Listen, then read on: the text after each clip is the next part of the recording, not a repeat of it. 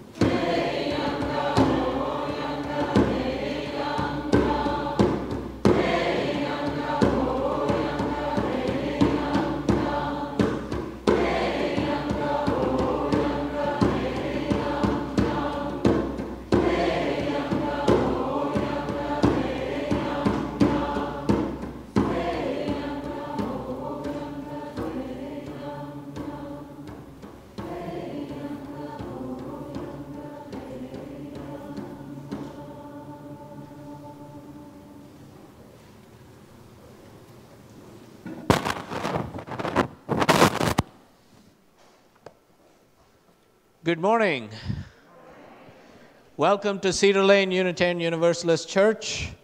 I am Reverend Abhi, Janamanchi, one of the ministers who serves this religious community, and I welcome you to worship this morning. Cedar Lane is a liberal religious community where love works. Our mission is to explore the eternal, nurture community, and build a more just world.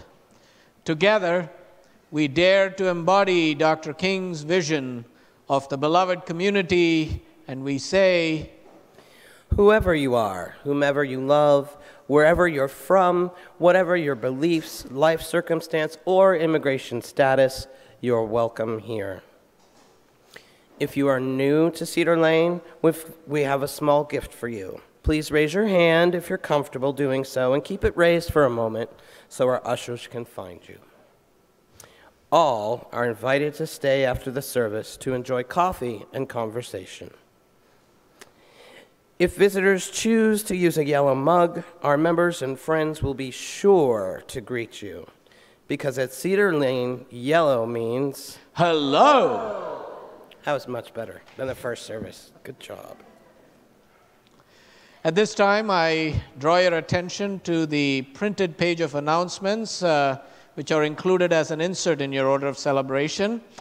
And as you peruse the many wonderful things that are happening on campus and in our community this week and in upcoming weeks, I also request, if you have cell phones, smartphones, pagers, and other such electronic devices, to put them on worship mode but enable Twitter and Facebook mode, which you are welcome to use during the service. And I have a few announcements that I would like to highlight at this time. This afternoon at 1 p.m., going till 5 p.m. at Wheaton Regional Park, we are all invited to join our many diverse cultural and faith neighbors in Montgomery County for the 2017 Montgomery County Friendship Picnic, which is being organized by the Montgomery County Interfaith Council. So I hope those of you who are able will be able to join us. It's a fun event with lots of good food, entertainment, and the opportunity to get to know some of our neighbors. The feasibility study exploring the undertaking of a potential capital campaign for us to be able to make our facilities and campus more attuned to both our needs, current needs, and future needs is underway. Wayne Spalding, our capital campaign consultant, has been present and guiding some of these conversations. We will have another focus group after the service today around 12:10 or 12:15, which will be in the Chalice House, which is the building next door. It's an opportunity for friends and members of Cedar Lane to come together, to engage, and really reflect on some of our needs and our commitments as part of this process. So thank you for joining us. Also, today is the official beginning of our religious education program for our children and youth. And our teachers are right now busy getting ready in their respective classes to welcome all these young people. And if you are a parent and have a child in the program, would you please check in at the desk downstairs after the service to review your child's health, safety, and emergency contact information. If you've already done so, please ignore what I just said. Also, today is the beginning of our first chapel worship, which after the second service will be for both children and youth, and will be led by our new Director of Lifespan Religious Education, Tim Atkins.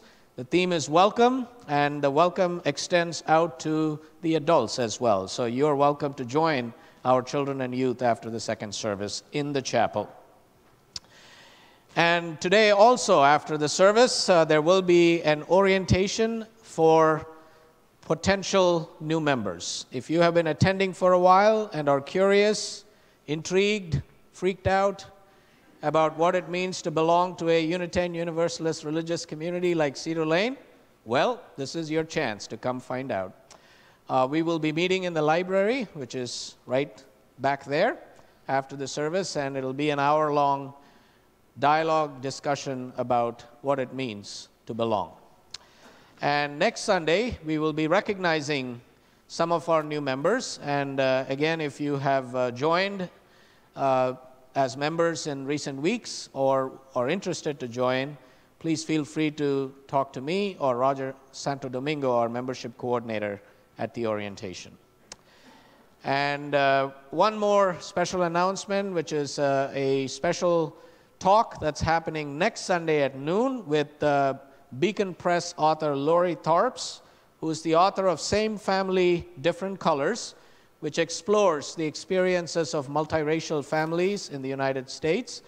She's a wonderful speaker and has great insights based on her conversations and interviews with multiracial families that she will be sharing with us. So if you're interested, please join us next Sunday at noon. And now, last but not least, I would like to welcome Maddie Smith, who is the Program Associate at Interfaith Power and Light, which is the organization that we are sharing the plate with today. And Maddie is also a Unitarian Universalist who worships at All Souls Unitarian in Washington, D.C. So let us extend a warm welcome to Maddie to share some more information about IPL. Welcome, Maddie.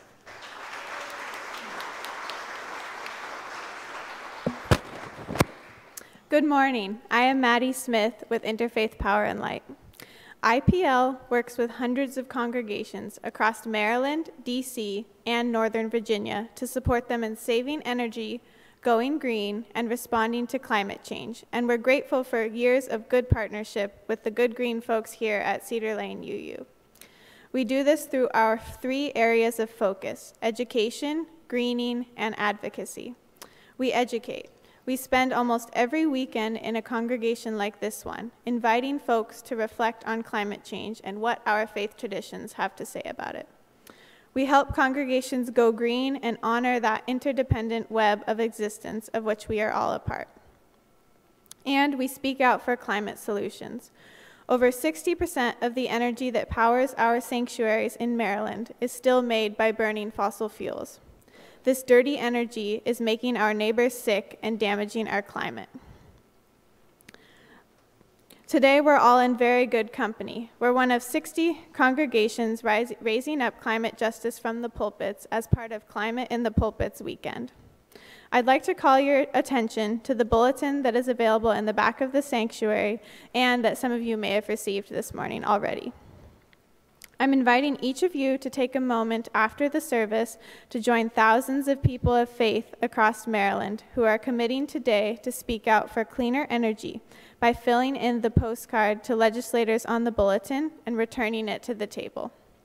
As indicated on the bulletin, the Maryland Clean Energy Jobs Campaign would advance clean energy by expanding Maryland's Renewable Portfolio Standard, or RPS, to 50% renewable energy by 2030 by investing in good clean energy jobs for the Marylanders who need them most, and by strengthening the RPS by phasing out incentives for trash incineration, which shouldn't count for renewable energy. We're so grateful today to be recipients of the split plate. I know there are many worthy organizations doing good work on climate.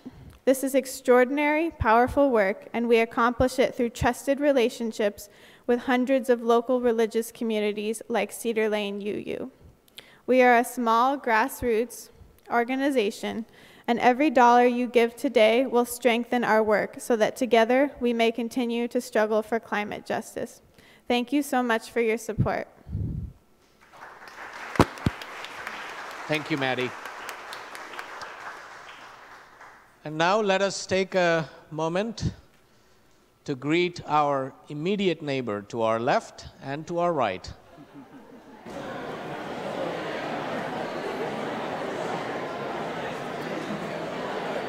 Good morning, neighbor. Hello again.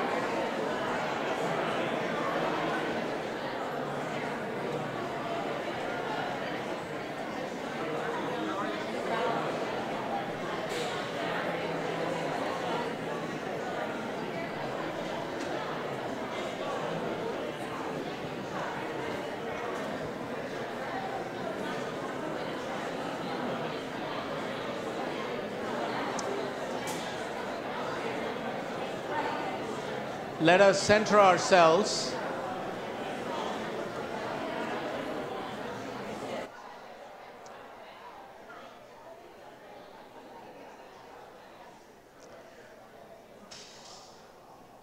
Let us center ourselves, inviting our mind, body, and spirit into the space made sacred by our presence and the presence of the Holy, in which we live, move, and have our being.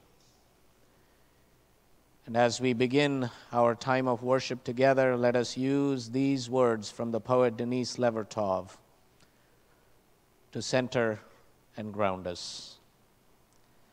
For the beauty of the earth, the spinning blue-green ball, yes. Gaia, mother of everything, we walk gently across your back to come together again in this place, to remember how we can live, to remember who we are, to create how we will be. Gaia, our home, the lap in which we live, welcome us. As members of Cedar Lane's Environmental Justice Ministry team kindle the chalice, please rise in body and or in spirit to share in unison the words printed in your order of service.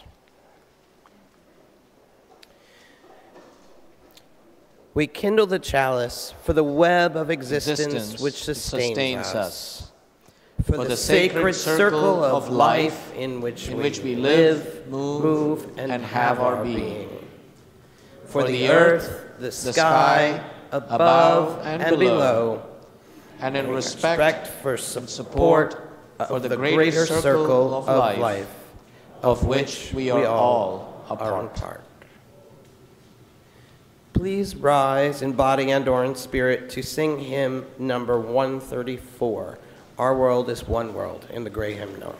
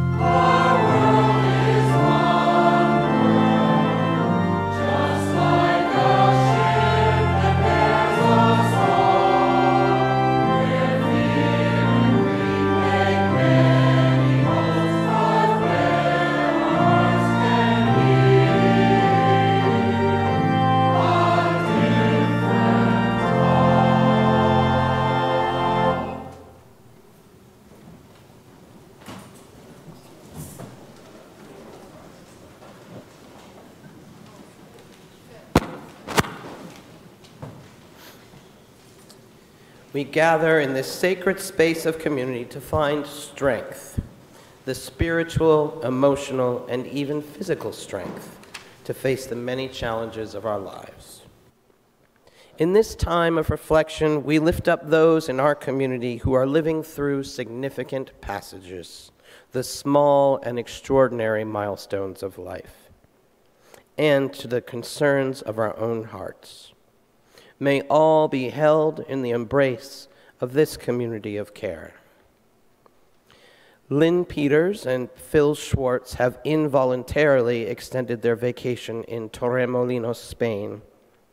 Phil fell while jogging and broke his hip. He had his hip replaced, and they're unsure when they will be able to return. We send them healing thoughts for a speedy recovery. We also hold in our hearts all those whose lives are lost or impacted by violence and calamities in our world. We offer prayers for all those impacted by the devastating effects of Hurricane Irma in the Caribbean islands, Cuba, Puerto Rico, and Florida, and those who continue to recover from Hurricane Harvey in Texas and Louisiana. May these friends of ours, our companions in the world, and all that lives unspoken in our hearts, be held in the embrace of prayer and silence.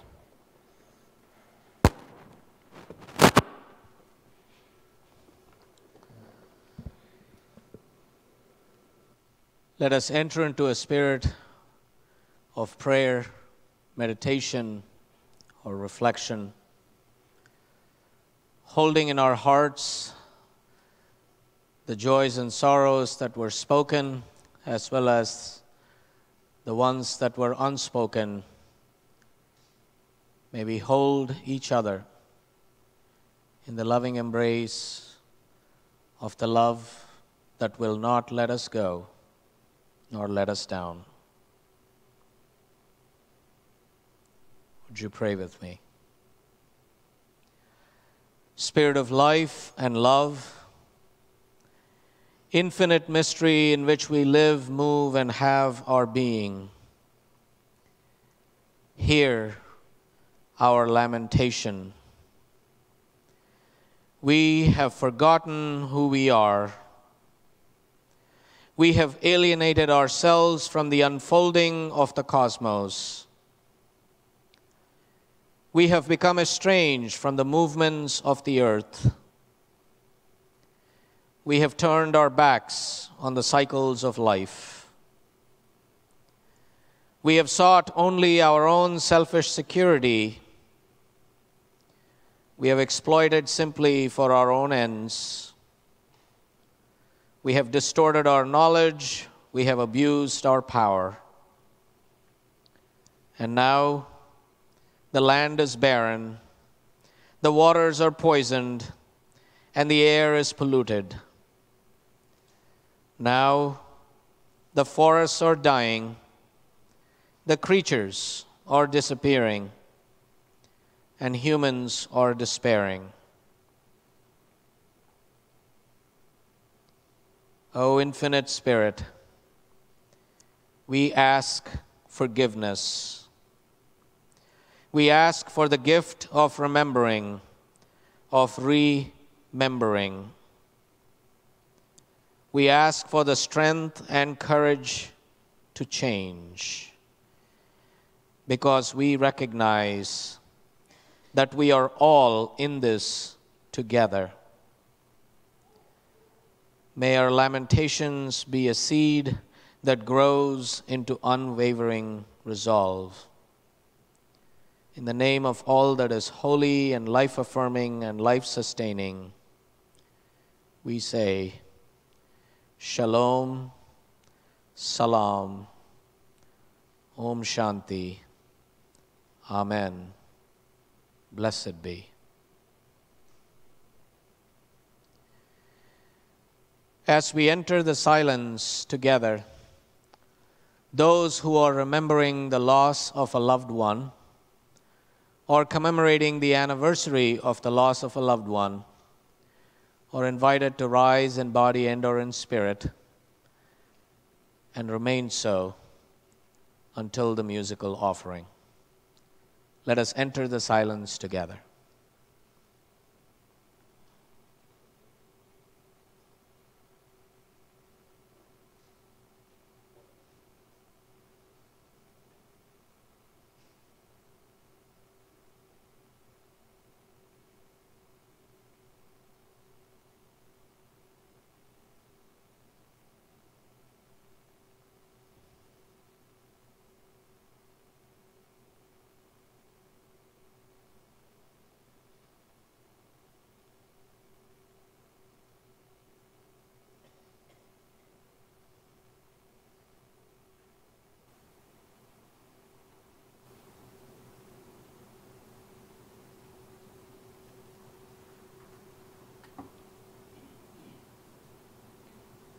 So may it be.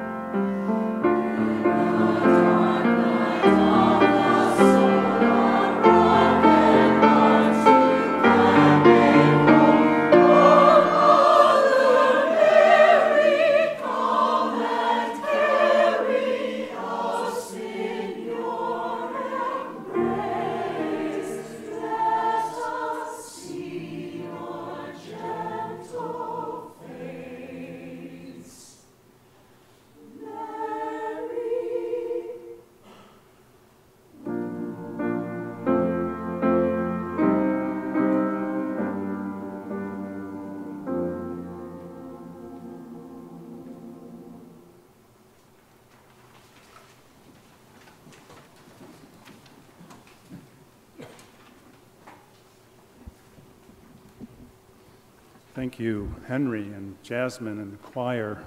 That was a beautiful example of the environment of sound. So,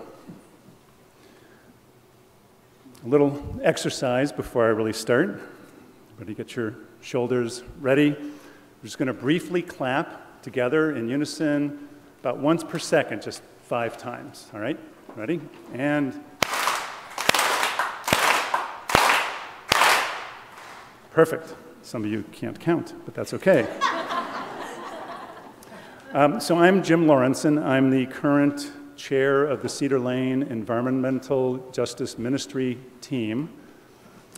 And I'm here to try and answer and give a testimonial about the question of why do we care about the environment as well as, of course, the climate.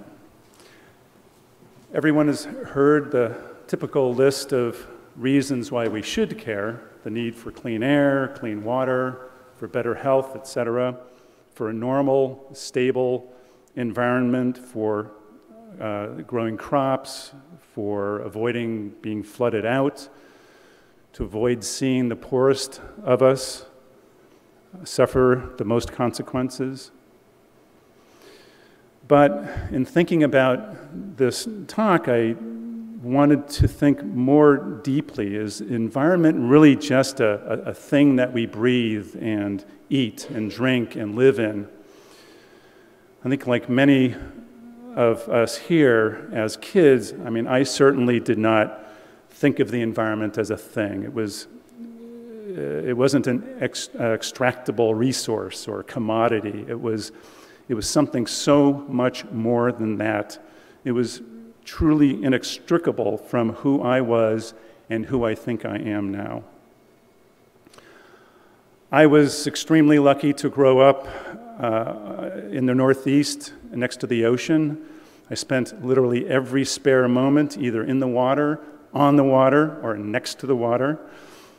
I would immerse myself in sync with the rhythm of the waves, which were in sync with every shoreline of the world. I could literally feel that.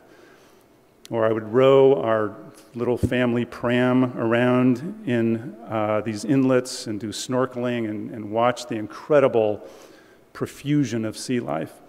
Or simply lie next to a tidal pool and gaze into the incredible teeming microcosm there. Later in childhood, we moved further inland away from my beloved ocean, but actually that just made me discover rivers and forests and mountains. Oh my God, mountains. And camping. We, friends and family, we would camp under the starlit skies where light pollution was not even a thing. And we would know from the arc of light that we were in a galaxy. We would hear the noises of the crickets and the katydids and the tree frogs and the peepers and the owls and the nighthawks. I mean, it was a gloriously natural surround sound symphony. When not outside, we spent endless hours watching shows like Mutual of Omaha's Wild Kingdom, or the undersea world of that exotic foreigner, Jacques Cousteau. The incredible diversity of life and people that we saw was just breathtaking and leaves its mark now. So no surprise probably that I made my career in dealing with the environment and human health issues. And I think like most UUs, I embrace the 7th principle, which we heard earlier, about the interdependent web of all existence of which we are a part. It's often called the environmental principle, in fact, but that it's actually so much more than that. As to paraphrase UU minister Forrest Gilmore from Bloomington, Indiana, is that it is the 7th principle is our response to the seeming conflict between the individual and the group. It is our way of coming to fully embrace something greater than ourselves. So these are just some of the deeper reasons why we care, and I think many of you care. Why we turn out our lights, we recycle, we drive less, we follow the Cedar Lane Green Sanctuary rules, right, for reusable plates, etc., or we try. And these deeper meanings, they're the fundamental reason why we should care. Because the corollary question of why we care is, why do so many people not care? Even after knowing what we know, why are we still debating climate change? Why are we blithely entering the sixth great extinction, human-created this time, at the rate of more than 75,000 species per year? Why are we not addressing the true causes of environmental degradation and climate change, the unsustainable population levels, the fallacies of our current implementation of ideas about economic growth? Why are we stripping our planet clean of carbon, sequestered forests, mostly for growing meat, to growing feed for the meat that we do not need? At a rate of, well, back to the clapping, for each of those claps, for each second, an area the size of Cedar Lane's buildings and parking lots was deforested somewhere in the world. Every second. So, to end on a positive note, let's reverse that. Let's clap again 5 times, this time to reforest the land, to put back at least some of that carbon and some of those species where they belong. Let's do it a little louder this time. And thank you.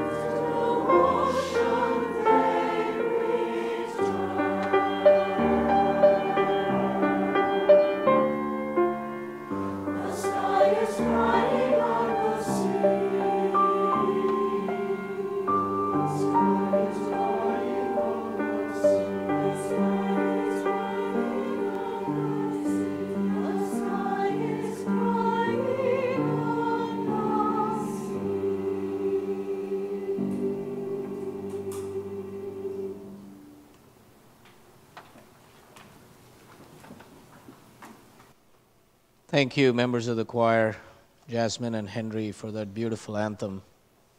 Thank you. And thank you, Jim, for your testimonial, lifting up the values that guide you and us in the spiritual work of being more connected to our Mother Earth, and figuring out ways in which we learn to embrace and serve a life much larger than our own. Thank you. I want to take a moment to recognize in our gathered community this morning people who are, like Jim, working for a federal agency that is engaged in environmental work, or activists, people who are engaged in this work because it is something you feel called to professionally or as part of your ministry. Would you, if you feel comfortable, just rise so we may recognize you?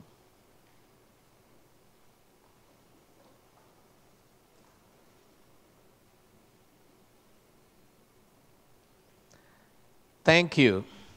Thank you for your courage in these times especially, and for the efforts that you do to really continue this work. So I just wanted to share that, because these are not easy times to be living in. And this work has become an imperative in ways that some of us didn't imagine, but here we are.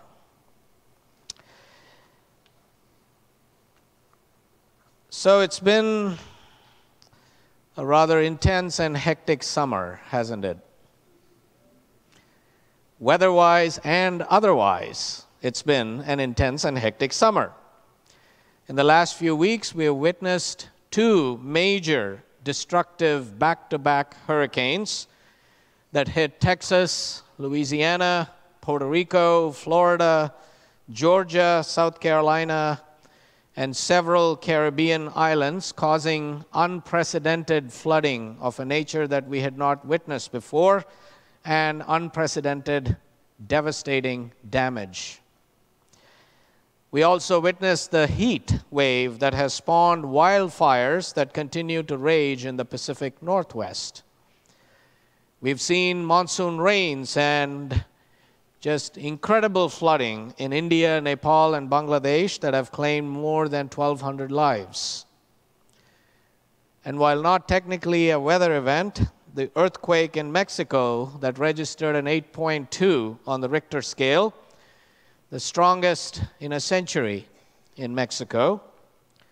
And then, of course, we are tracking Hurricane Jose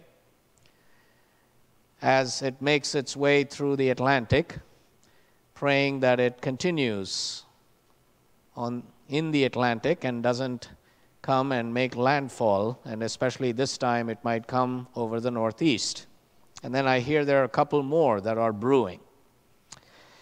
Well, these crises are occurring with such rapidity and regularity that it is really hard to keep them separate unless one is directly in its path. And there can be little doubt that these extreme weather events are intensified by climate change. Now, extreme heat is the hallmark of global warming. With every passing year, average temperatures are rising. And in the process, hotter days are becoming more frequent, and the hottest days are now even hotter. My native town, Rajahmundry in southern India, registered 52 degrees Celsius in May this year, which I think is about 123, 124 degrees Fahrenheit. Just imagine that, 52 degrees. And that's been the case. Every year, the temperature's been going up. Why does this matter? It matters because extreme heat is associated with heavy rainfall, severe droughts, stronger and wetter hurricanes, increased mortality, lower crop yields, and other consequences. Over the past decade, scientists have more confidently linked heat waves to climate change and have been warning us that human-made climate change influences extreme weather events.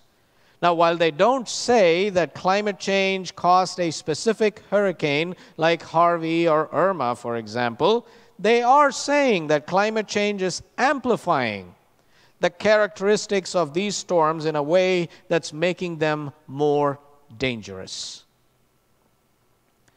And yet, U.S. environmental policy continues to be tone deaf, incoherent at best, and openly dismissive and destructive at worst.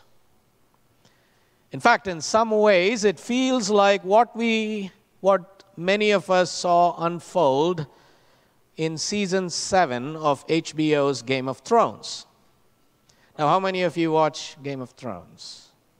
Good. So at least some of you will get what I'm saying. For the rest of you, my friends, it was season 7. So if I tried to explain the whole story, unfortunately, I wouldn't be able to get to what I want to say on this subject.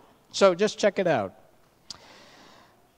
As the Lannisters, the Targaryens, and the Starks were at each other's throats, wreaking havoc in the 7 kingdoms that control most of the continent of Westeros and its numerous offshore islands, the White Walkers, the army of the dead, the real enemy of all humankind in this fictitious TV series, has successfully blasted its way through the Great Northern Wall and then begins its relentless march southward. That's when the season ends. And we have to wait, I think, another 13 months before we find out what happens, even though I have a good sense of what might happen.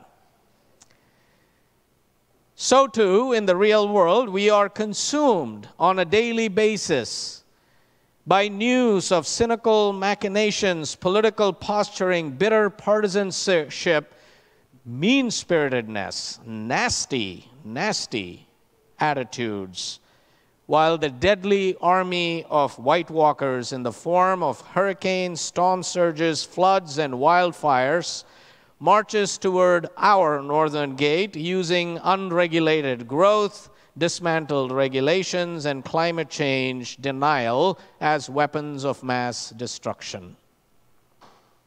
And despite being warned continually by scientists, engineers, meteorologists, environmentalists, technicians, and advocates for the poor and the marginalized, who always suffer the most from environmental disasters, we continue to manufacture excuses to not make climate change an urgent priority and address it systemically.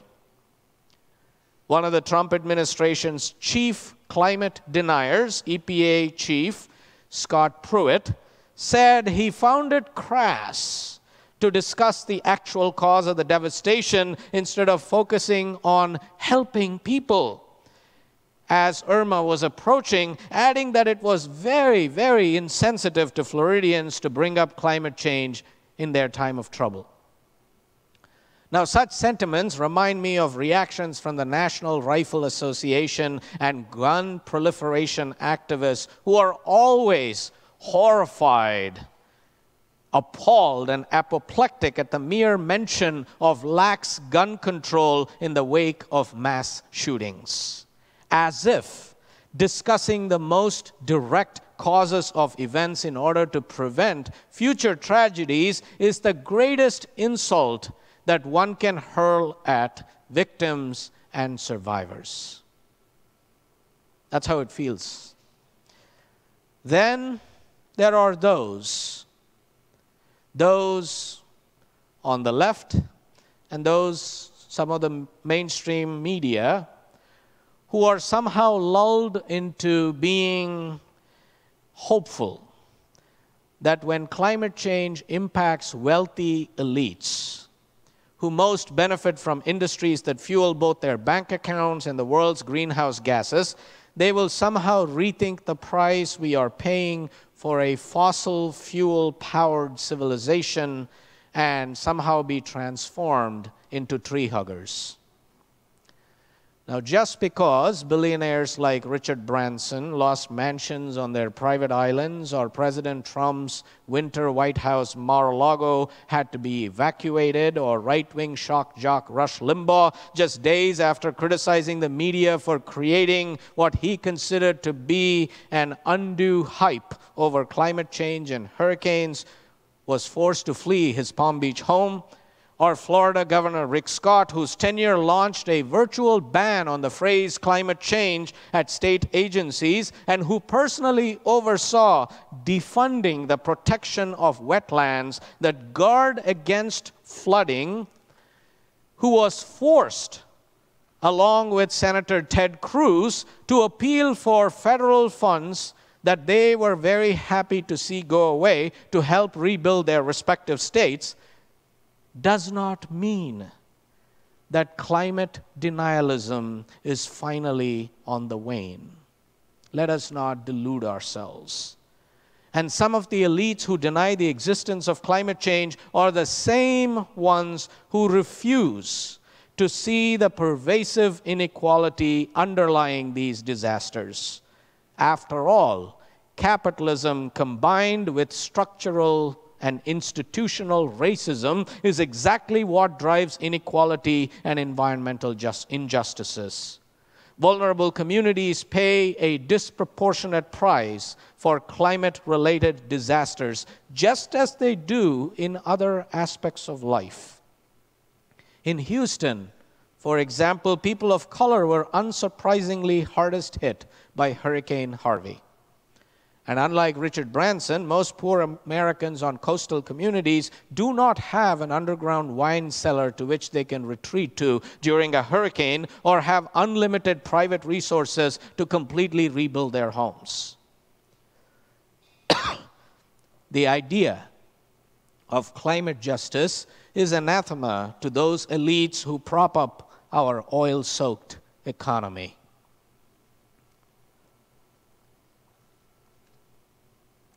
Elites invested in climate denialism would also love to see more bland and laudatory celebrations of the natural and very human responses to disasters.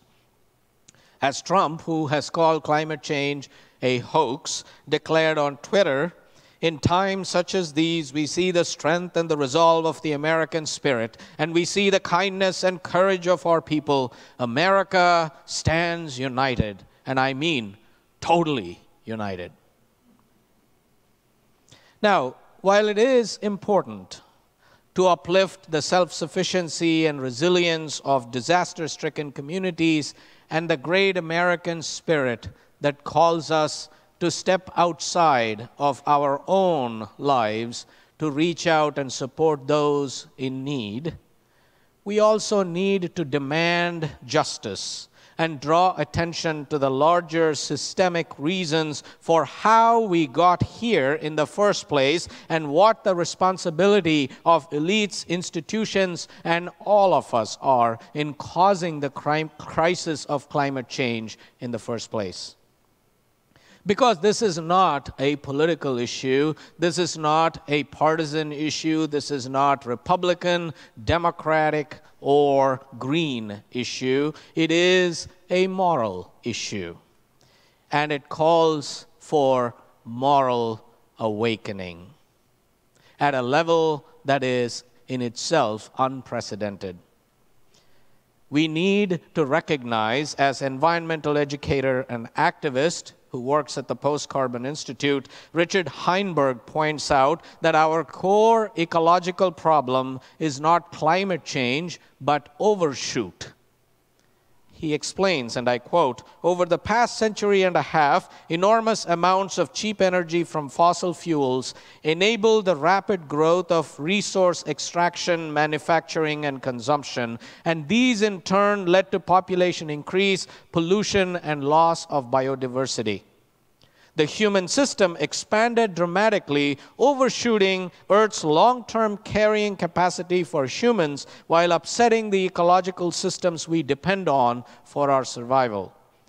Until we understand," he says, "and address this systemic imbalance, symptomatic treatment will constitute an endlessly frustrating round of stopgap measures that are ultimately destined to fail.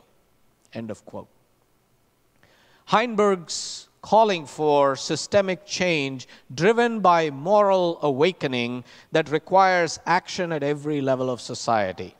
It calls us, and I quote, start with our own individual choices and behavior and work within our communities. We need not wait for a cathartic global or national sea change, and even if our efforts cannot save consumerist industrial civilization, they could still succeed in planting the seeds of a regenerative human culture worthy of survival.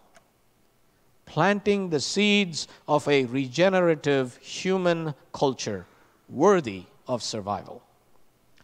I agree with Heinberg's perspective that there is no way to confront the climate crisis as a technocratic, technological problem in isolation.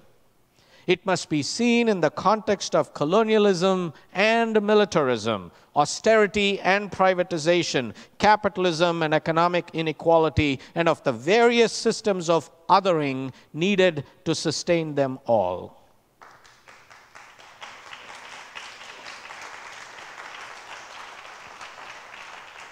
The connections and intersections between them are glaring, and yet so often resistance to them is highly fragmented. And we, those of us who are engaged in this work, need to get our act together and learn how to work together, setting aside some of our petty differences and our willingness to get sidetracked and distracted by small things and then lose track of the big picture. You see, the anti-austerity folks, for example, rarely talk about climate change. The climate change people rarely talk about war or occupation or racism. Overcoming these kinds of disconnections, strengthening the threads tying together our various issues and movements, I believe is the most pressing task for anyone concerned with social and economic justice. It is the only way to build a counterpower sufficiently robust to win against the forces protecting the highly profitable but increasingly untenable status quo. Climate change, to paraphrase Naomi Klein, acts as an accelerant to many of our social ills: inequality, wars, racism, homophobia, xenophobia, transphobia, sexism, you name it. And it can also be an accelerant for the opposite.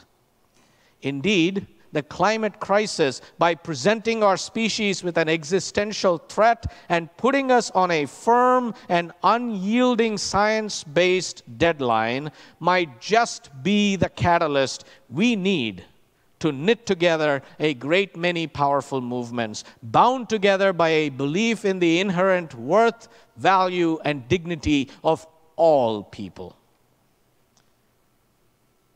But we also need to go within and be willing to really see our own complicity in all of this.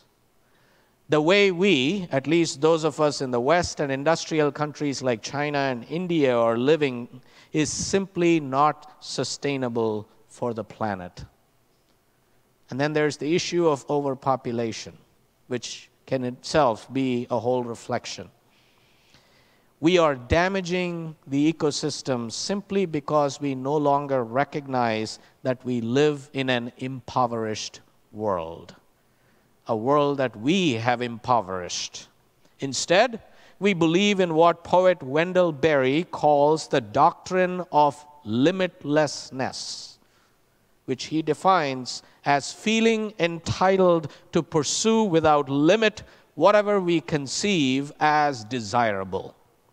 Limitless growth, limitless wants, limitless wealth, limitless natural resources, limitless energy, limitless debt, limitless knowledge, limitless science, limitless technology, and limitless progress.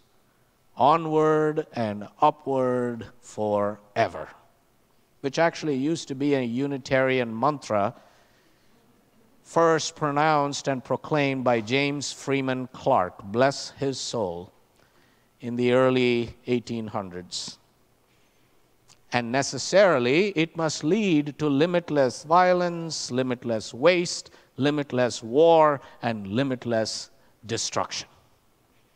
But we also do it because we are asking less and less of ourselves and each other. We no longer expect ourselves to be generous or open-hearted. Even our visions of a better life feel denuded and strip-mined. We need, my friends, to engage in some deep soul-searching, in a real spiritual, moral, ethical, political, social, and environmental repentance and atonement. Not just seek forgiveness, but really atone for what we have done and make a commitment not to do it again. We need also to develop a healthy relationship with technology that includes foreseeing and measuring technology's impacts on environment, human health, psychology, and society, to quote Heinberg, while encouraging one another to adopt personal habits of reflection with regarding to choice and use of technologies like limiting screen time, reviewing carefully our choices to use land transport, and how much and when and why to fly, or giving morality a place in our food choices. While we should also maintain a keen awareness that these kinds of moral choices are more readily available to wealthy and middle-class families than low-income families, and work to expand the possibilities of ethical choices for all people. Now, it isn't easy to change. I am Exhibit A. Our choices are all tangled up in nets of profit and entrenched patterns of environmental destruction. But if we understand exactly how skillfully we are being manipulated, we'll become angry, and I hope that divine dissatisfaction, as Dr. King would call it, might motivate us to make some real changes. All of this work needs to be done fast, and it has to be done with love. And it has to be done not only with an eye to the temperature outside of us, but with an eye to the temperature inside us, of our understanding of who we are and what our commitments and values are as religious people. So let us agonize, but then let us organize. Let us mourn together with creation, but then let us commit ourselves to change how we live. Let us mourn together, and let us work together. Let us join other people of faith and people of conscience, even if they are not people of faith, who also are working to protect and preserve the planet. Let us live as the children of creation, living into creation's healing and abundance, and acting as good stewards for future generations. And let us allow our hearts to be broken open by creation's groaning, that they might never close again to the rest of the world. For as Denise Levertov says, but we have only begun to love the earth. We have only begun to imagine the fullness of life. How could we tire of hope? So much is in bud. How can desire fail? We have only begun to imagine justice and mercy, only begun to envision how it might be to live as siblings with beast and flower, not as oppressors. There is too much broken that must be mended, too much hurt we have done to each other that cannot yet be forgiven. We have only begun to know the power that is in us if we would join our solitudes in the communion of struggle. So much is unfolding that must complete its gesture. So much is in bud. So may it be. Amen. As the ushers come forward to give and receive the offering that sustains the mission and ministry of Cedar Lane and the mission and ministry of Interfaith Power and Light, I invite us to reflect on how we might be workers together in this sacred work and give of ourselves generously to support this work. The offering will now be given and gratefully received.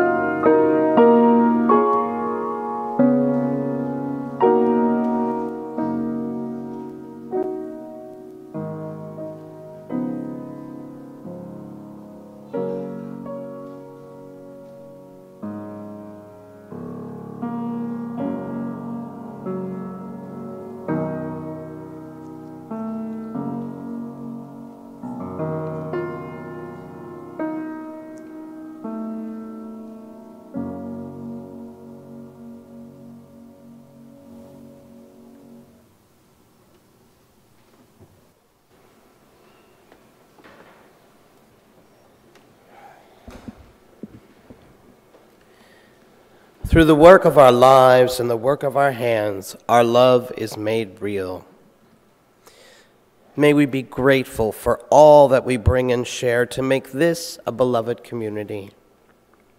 Please rise in body and or in spirit to sing For the Earth Forever Turning, hymn number 163 in your gray hymnal.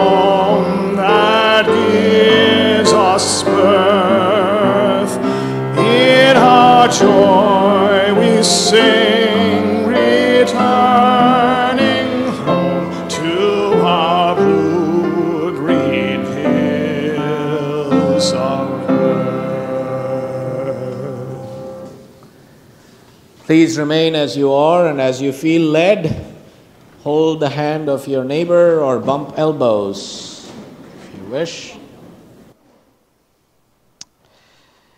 as I share with you this litany in which I will invite you to say, we join with the earth and with each other. Let us say it together. We join with the earth and with each other. To bring new life to the land, to restore the waters, to refresh the air, we join with the earth and with each other. We'll get it right the next time. To renew the forest, to care for the plants, to protect the creatures, we join with the earth and with each other. To celebrate the seas, to rejoice in the sunlight, to sing the song of the stars, and with each other.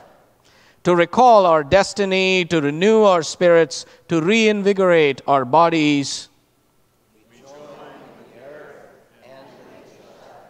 to recreate the human community, to promote justice and peace, to remember our children.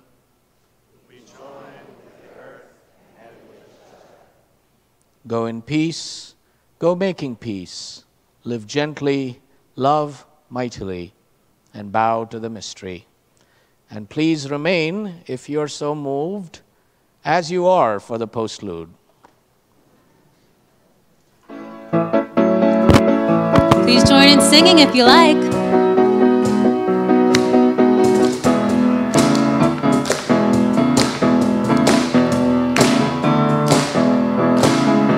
They paved paradise, put up a parking lot with a pink hotel, a boutique, and a swinging hot spot. Don't it always seem to go that you don't know what you got till it's gone? They paved paradise, put up a parking lot. Ooh, ba, ba, ba. Ooh, ba, ba, ba. They paved paradise, put up a parking lot with a pink hotel, a boutique, and a swinging hot spot. Don't it always seem to go that you don't know what you got till it's gone? They paved paradise, put up a parking lot. Ooh, ba, ba, ba. It always seemed to go that you don't know